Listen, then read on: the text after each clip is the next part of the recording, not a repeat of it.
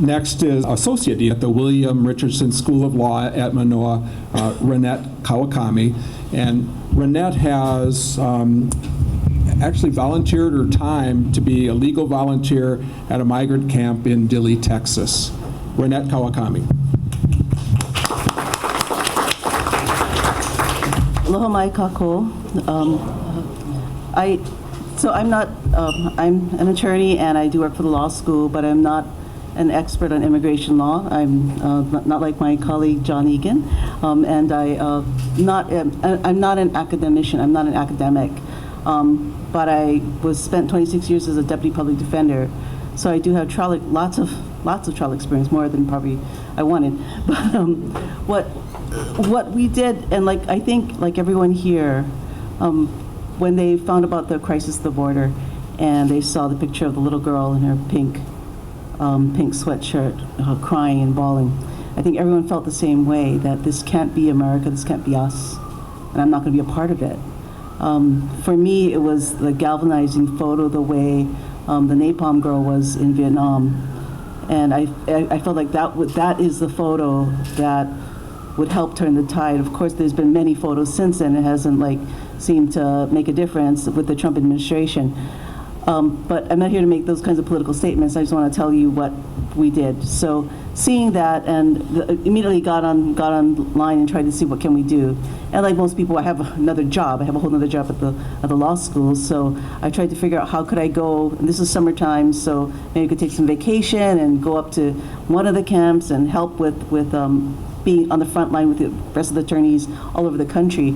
And the truth of the matter is there were thousands of attorneys all over the country who are trying to go and help.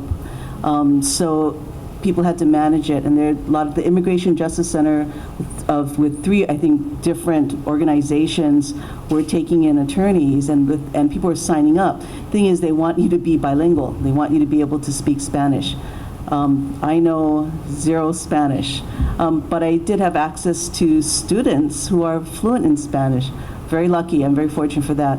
And it took a while, but they finally did take us after spending, I don't know, months saying, take me, please take me, choose me. And the Dilley Pro Bono Project in Dilley, Texas, which is away from the border, but not very far. It's one of they keep on saying it's the biggest family detention center, immigrant detention center of families that are seeking asylum. There were no single men. They were all women with children that were there.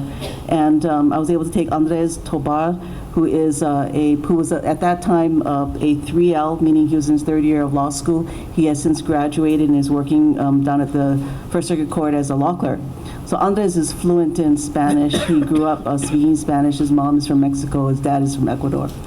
And he came with me to the middle of nowhere in Texas. And it is nowhere, Texas. Dilley is, and I'm not trying to be critical of the place. It's just, that's what it is. It's so tiny that the Burger King is in the service station. There's no standalone Burger King. It's in the service station. So it was a really small town. We flew into San Antonio on a Sunday and drove down to Dilley. By Sunday night, we're already meeting with the 20 other attorneys. And the way Dilley Pro Bono Project has it set up is that you fly in on the weekend. You meet with the people who are organizing it. You're told what you're going to be doing, and then you do it like 7 o'clock in the morning to 7 o'clock at night, if not later. Every night until Friday when you're done and the next team comes in. And it's a perfect sort of situation because you've got attorneys all over the country, but they have their other jobs too. So this way you could come in, make a difference, fly out, the next group comes in, and then we were lucky to work with people from New York, from California, from Wisconsin, from New Mexico, and it was just an amazing experience. There are various levels of people who could speak Spanish. I have three more minutes already. Okay, so really quick. I thought I had nothing to say. That's kind of interesting, but it was a wonderful experience. The people that we helped, when we talked to, what we were doing was basically meeting with them and running through with them what they were going to be saying in their asylum hearing with the asylum officer. They all spoke Spanish. We had one woman who was from Guatemala, and she spoke Kanjabal, which is her, and I see people nodding their heads like, I've never heard of that, frankly. But so she was not a very good Spanish speaker, but her son was. So, and she was one of she and her son, who was 17, was one of the families that were initially separated. She was one of the first families that came in. They were separated. She fortunately enough to get together back with her son. You know, they're right. Gay was right. You're not allowed to take photos. You're not allowed to touch them. You're not allowed to give them anything. And we're talking to little children. I mean, they're like 3, 4, 5 years old. And one that I really remember very sadly was that he was there, and we gave him, I gave him my colored pens to write with and draw with, and some extra, a notebook. And I was thinking, oh, this is going to be sad when we have to leave, going to have to take everything back from him. Except that when we were done, he put everything, he very neatly closed the book and put all the pens on the top and just slid it over to us, because he knew that he wasn't going to be able to keep it. We were not able to hug anybody, and you know, we're from Hawaii, right? We're a huggy culture.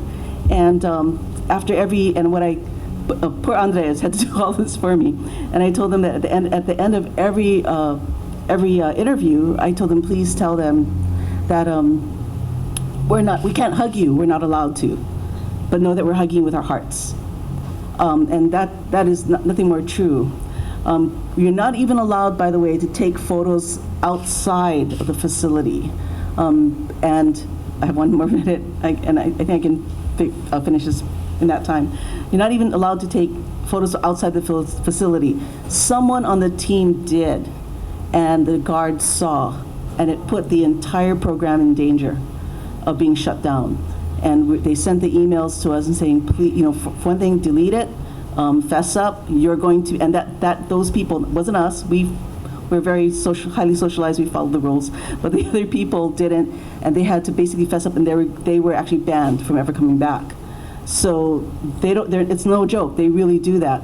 I guess the last thing I wanted to say was that when we got back, we kept in touch, and the Friday after we returned, they sent us a photo.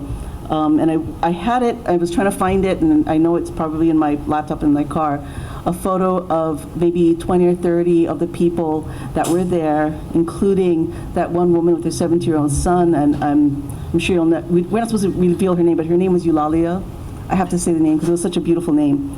And they were on their way to California to be with her brother, and would be later, you know, working on her asylum.